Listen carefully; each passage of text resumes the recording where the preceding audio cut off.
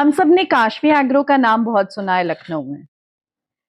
और आज हम इस कंपनी के डायरेक्टर श्री विनय त्रिपाठी के साथ बैठे हैं, जो हमें बताएंगे डिटेल में अपने बारे में और अपनी कंपनी के बारे में। तो सर, आपका स्वागत है हमारे साथ। और आप मुझे, मेरी रिसर्च जो मैंने आप पे करी है वो ये कहती है कि पहले आप फाइनेंशियल सेक्टर में थे, फिर आप रियल एस्टेट में आए, जिसमें दोनों में आपने देश में भी काम किया, विदेश में भी काम किया, और फिर अब आपने एक्वाकल्चर पे फोकस किया। तो सर, ये काशवी एग्रो और एग्रो सेक्टर कैसे आया आपके दिमाग में? मैं एक्चुअली लास्ट 8 महीने से जब दुबई से लौटा, उसके बाद जो हमने वहाँ पे दुबई में ऑब्जर्व किया कि हमारे हिंदुस्तान के लोग दुबई में बहुत ज़्यादा इन्वेस्ट कर रहे हैं। और देख के अच्छा भी लगता था, क्योंकि मैं रियल एस्टेट सेक्टर में थे, मेरे थ्रू कर रहे थे, तो मुझे अच्छा लग रहा था। मगर देश, हिंदुस्तान से प्यार या अपने लखनऊ से प्यार जो था वो धीरे धीरे बहुत ज़्यादा बढ़ गया और मैं लखनऊ वापस आ गया। यहाँ पे आके मैंने रिसर्च करनी शुरू की, एक्वाकल्चर, इनफैक्ट एग्रीकल्चर में बहुत ज़्यादा रिसर्च की। 8 महीने करीब मैंने इधर उधर पुणे में जाके ट्रेनिंग की, मुंबई में ट्रेनिंग की, पंजाब के बहुत से शहर और गांव घूमे, किसानों से मिला। उसके बाद मुझे काफ़ी कुछ समझ में आया कि हम कोई ऐसी चीज़ कर सकते हैं लखनऊ और लखनऊ के आसपास जिससे हमारे किसानों को बहुत फायदा हो, मैं नए रोजगार लोगों को दे पाऊँ। तो that was the starting point, like I would say कि हम काशवी एग्रो के बारे में सोचना चाहिए। तो सर, इन डिटेल समझाइए कि एक्चुअली काशवी एग्रो करती क्या है? काशवी एग्रो का विजन बहुत बड़ा है और हम लोग जो आज की डेट में कर रहे हैं, हमारे साथ जो जुड़े हुए हैं वो मिस्टर सुनील सिंह जुड़े हुए हैं, जो करीब 28 साल से मछली का काम कर रहे हैं। और हम लोगों की कंपनी के पास करीब 300 सरकार से आवंटित तालाब हैं जो लखनऊ के आसपास हैं। आप लखनऊ की कठौता झील कहें, ये भी हम लोगों की है। और खुद का हम लोगों ने निवेश करके करीब 200 एकड़ के आसपास हमारे सिधौली के पास हमारी जगह है, जिसमें हम लोग फिश फार्मिंग कर रहे हैं और ऑर्गेनिक फार्मिंग भी स्टार्ट करेंगे। वो कुछ उसके मापदंड होते हैं, वो जैसे ही क्लियर होंगे उसके बाद हम ऑर्गेनिक फार्मिंग भी स्टार्ट। तो एग्जैक्टली ज्योग्राफिकली आपका ये फार्म है कहाँ पे? ये सिधौली से करीब 15 किलोमीटर अगर हम बिस्वा की तरफ चले, वहां पे हमारा फार्म है। मास्टर बाग एक बहुत बगल में एक जगह है जो कि फेमस है, उसी के पास हमारा एक खुद का फार्म। ओके। तो लोग आपसे इसके साथ इसमें कैसे जोड़ सकते हैं? हम लोगों का जो आज की डेट में जो प्लान है वो बेसिकली हम लोगों ने डे टू डे रिसर्च की है। और एक मछली है जिसका नाम बेकर है लोकल भाषा में, या फंगेशियस है, उस पे हम लोग फार्मिंग कर रहे हैं। और हमने काफ़ी detail day to day report बनाई, हर दिन क्या खर्चा आता है मछली के तालाब बनाने में, वहाँ पे कौन सी दवाई पड़नी है, कितना खाना देना है, क्या टेम्परेचर होना चाहिए, ये सब चीज़ें हमने डे टू डे मॉनिटर की। और उसे पेन डाउन करके हमने एग्जैक्टली अपनी कॉस्ट निकाली और क्या प्रॉफिट जनरेट किया। उसके बाद हमने क्योंकि हमारा विजन बहुत बड़ा है, तो हमने अपने लाइक माइंडेड लोगों से या दोस्तों से हमने रिक्वेस्ट की कि आप हमारे साथ जुड़ो, जिससे कि हम अपना टर्नओवर बढ़ा सकें और जो प्रॉफिट हो हम लोगों का, वो हम प्रॉफिट आप लोगों के साथ शेयर करें। तो इस वजह से काफी लोग हमारे साथ ऑलरेडी जुड़ चुके हैं और जुड़ रहे हैं। लोगों को जुड़ने से पहले लोग कंपनी के बारे में जानना चाहते हैं। आपके बारे में तो हमने थोड़ा सा एक्सप्लेन कर दिया, लेकिन क्या आप हमें अपने पार्टनर के बारे में बता सकते हैं? हमारे पार्टनर मिस्टर सुनील सिंह हैं, जो इस समय फिश फार्मिंग के, अगर इंडिया लेवल की बात की जाए तो एक बहुत बड़ा नाम है। आप वैसे ही समझ सकते हो, कोई 28 साल से अगर फिश फार्मिंग कर रहा है, उनके बेटा मोहित, वो भी हमारे साथ जुड़े हुए हैं। और डे टू डे ये जो पूरा हमने प्रोजेक्ट प्लान किया है, ये लोग हमारे साथ जुड़े हुए हैं और हमारे फिश फार्म्स देख रहे हैं। क्योंकि मैं थोड़ा अलग सेक्टर से, जैसे मेरा मेजर एमबीए में कहें तो मार्केटिंग रहा, या शुरू से मैं मार्केटिंग फील्ड में रहा, तो मेरा दिमाग मार्केटिंग की तरफ ज्यादा चलता है कि ये चीज को हम कितना बढ़ा सकते हैं। तो उस वजह से मैं इनके साथ जुड़ा। और एक किसान की बात करें, किसान हिंदुस्तान का बहुत सीधा आदमी, वो बेचारा ज्यादा छल कपट और इन सब चीजों से बहुत दूर है, अनजान है, क्योंकि उसकी मेजोरिटी ऑफ द लाइफ वो गांव में निकली और he is very focused in his work. हम लोगों का एक्सपोजर इतना ज्यादा है, तो जब हम दोनों के आइडियाज मिले, मैंने उनसे शेयर किया कि हम लोग इस तरह मिलके काम कर सकते हैं और अच्छा प्रॉफिट जनरेट करते हैं। दोनों लोगों को समझ में आया, हम लोगों ने अपना बराबर की साझेदारी की और स्टार्ट किया। तो that is the how Sunil Singh हमारे साथ जुड़े। और जाहिर सी बात है, एक आदमी ही सब नहीं काम कर सकता है। मैं मार्केटिंग कर सकता हूँ, अगर सुनील भैया से कह दूं आप मार्केटिंग करो, मैं मछली पालूं, तो वो नहीं पॉसिबल है, बहुत टाइम लग जाएगा। उनका 28 साल का एक्सपीरियंस इन फिश फार्मिंग और मेरा 30 साल का एक्सपीरियंस इन मार्केटिंग, तो वो मैच नहीं हो सकता। तो हम लोगों ने दोनों ने अपना काम अलग अलग रखा, आप मछली पालो, मैं मार्केटिंग। जितना मैंने सुना है, आपकी कंपनी बहुत ज्यादा इंटरेस्ट दे रही है लोगों को, आपके इन्वेस्टर्स को। तो how are you generating that interest? पहले आपको क्लियर कराऊं, हम इंटरेस्ट नहीं दे रहे, we are sharing profit with our friends. उन्हें इन्वेस्टर्स कह सकते हैं क्योंकि वो हमारे साथ इन्वेस्ट कर रहे हैं। वो लोग रिटर्न्स, क्योंकि अगर हम जिस प्रोजेक्ट पे हम लोग काम कर रहे हैं, जिस टाइप की मछली हम लोग ब्रीड कर रहे हैं, उसमें जो हमने कैलकुलेट किया, तो एक रफली हम बोले तो 20 से 25% का आराम से हम रिटर्न निकाल सकते हैं। तो यही रिटर्न का आधा आधा कर लेते हैं, हम अपने फ्रेंड्स के साथ या अपने इन्वेस्टर्स के साथ साझा करते हैं, वही रिटर्न। तो आप उसको प्रॉफिट कहना चाहते हैं कि आप बेसिकली प्रॉफिट शेयर कर रहे हैं अपने इन्वेस्टर्स के साथ। और इन लोगों को हम आश्वासन देते हैं ये चीज का कि stay with us in a long time. जैसे जैसे हम ग्रो होंगे, आप भी हमारे साथ ग्रो होगे, रिटर्न हम लोग बढ़ेगा। और उन्हें हमारा विजन, हमारा working style, the way we are doing it, जो हमने पहले दिन से काम करना शुरू किया, उसके बाद आज की डेट में हम लोग हर दिन नई नई चीज कोशिश कर रहे हैं कि कैसे हम अपनी एक्टिविटी या कैसे अपने खर्चे कम करें, कैसे और अच्छी तरह से इन मछलियों का देखभाल करें। आपने मेंशन किया कि आप एक ही टाइप की फिश को ब्रीड कर रहे हैं, that is baker. Why only baker? अगर हम नॉर्मल ट्रेडिशनल फार्मिंग पे करें, आप लोगों ने, सभी लोगों ने शायद सुना होगा कि एक मछली पूरे तालाब को गंदा कर देती है। शुरू से लोगों को जरा सा डर रहा है फिश फार्मिंग को लेकर, तो हमने जो मछली चूज की है वो है फंगेशियस। अगर हम नॉर्मल मछलियों की बात करें जो डे टू डे लाइफ में आप लोग ने नाम सुना होगा, रोहू, कतला, ये सब एक बड़े नेचुरल एनवायरनमेंट में रहती है और उनका एक टाइम पीरियड है जो कि कहें 15 महीने से लेके 24 महीने के बीच में वो मार्केटेबल साइज में आती है।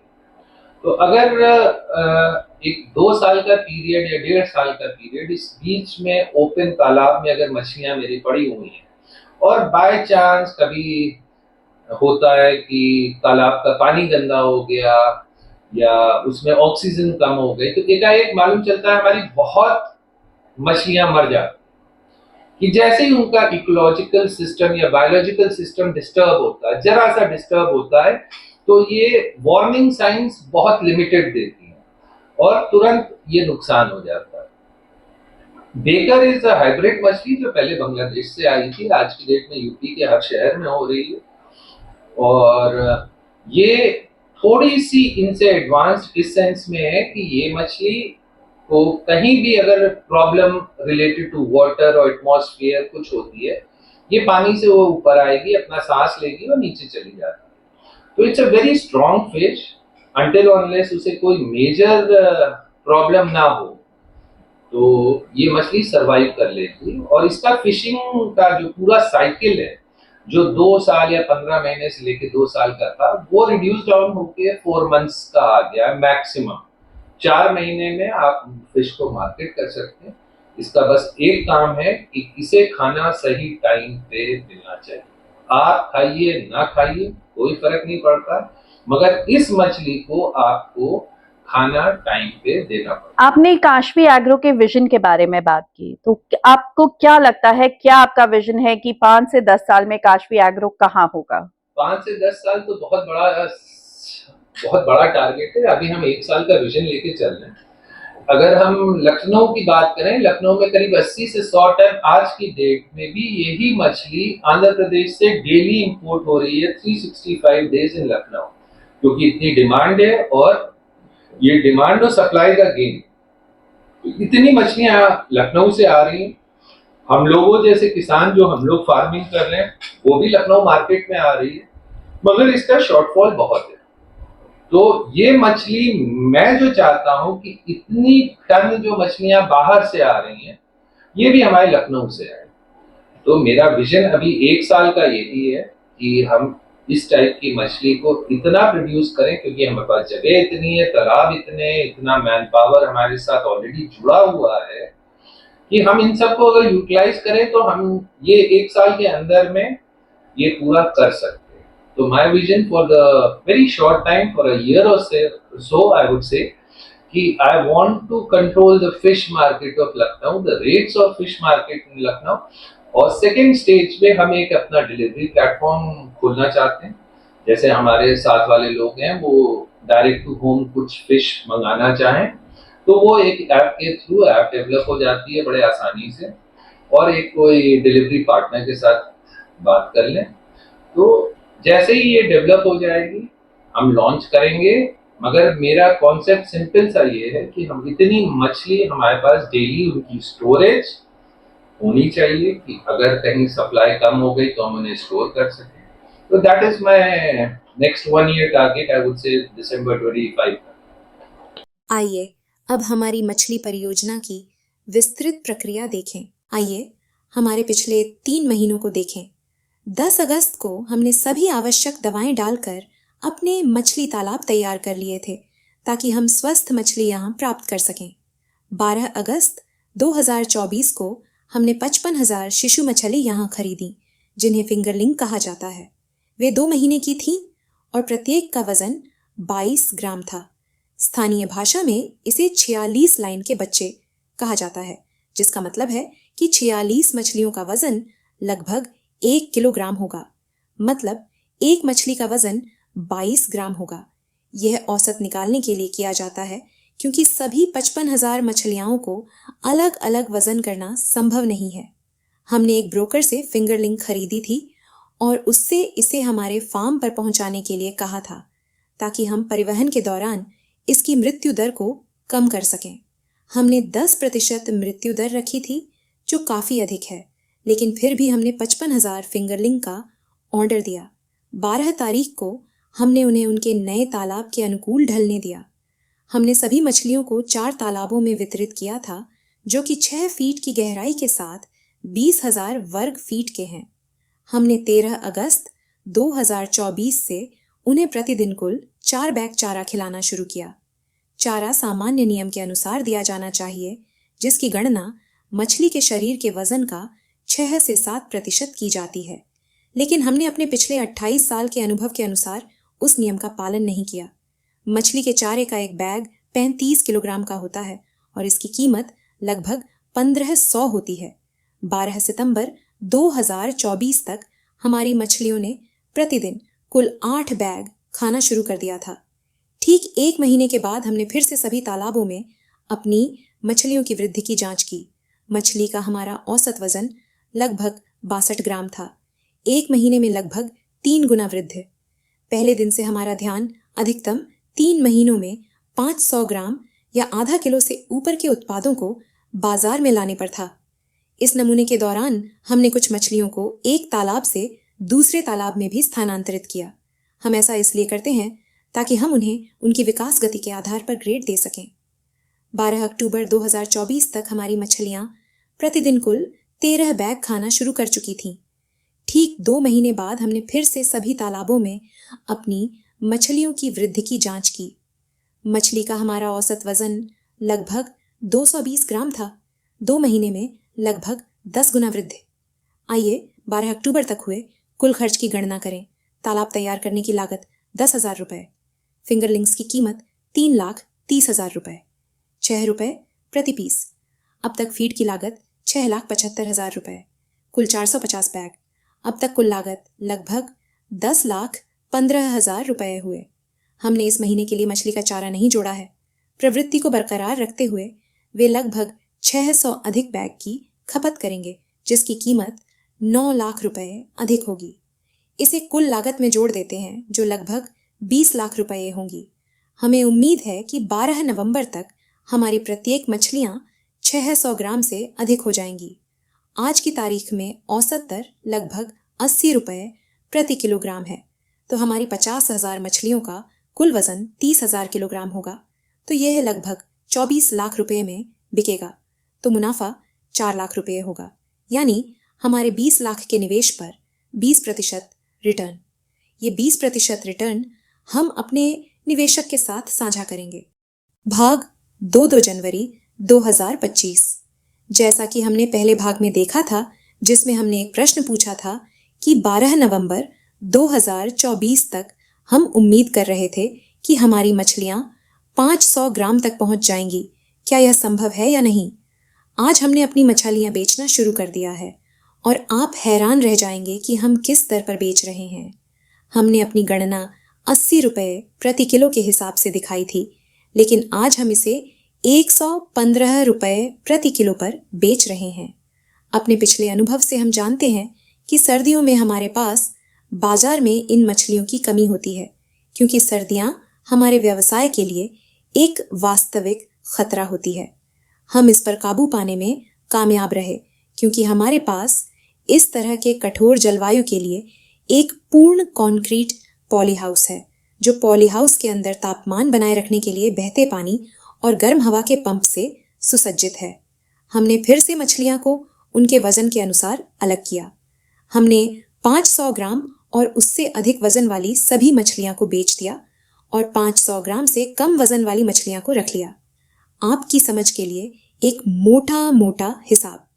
हमने 12 नवंबर 2024 तक 600 बैग मछली के चारे की उम्मीद की थी, लेकिन अब तक यानी 1 जनवरी 2025 तक हमने केवल 750 बैग ही खिलाए हैं, क्योंकि ये मछलियां सर्दियों में खाना बंद कर देती है। हमने उन्हें सिर्फ इतना खाना दिया कि वे जीवित रह सकें। हमने 115 रुपए प्रति किलोग्राम की दर से लगभग 20,000 किलोग्राम मछलियां बेची थीं, इसलिए हम फिर से एक मोटा हिसाब लगाएंगे। सितंबर 2024 तक हम पहले ही 11 लाख रुपए खर्च कर चुके थे और अब 750 बैग के खाने की लागत को जोड़ने पर 11,25,000 रुपए और पॉली हाउस की तैयारी की 85,000 रुपए अतिरिक्त हो गई। इसलिए इस फसल का कुल खर्च 23,10,000 रुपए के बराबर है।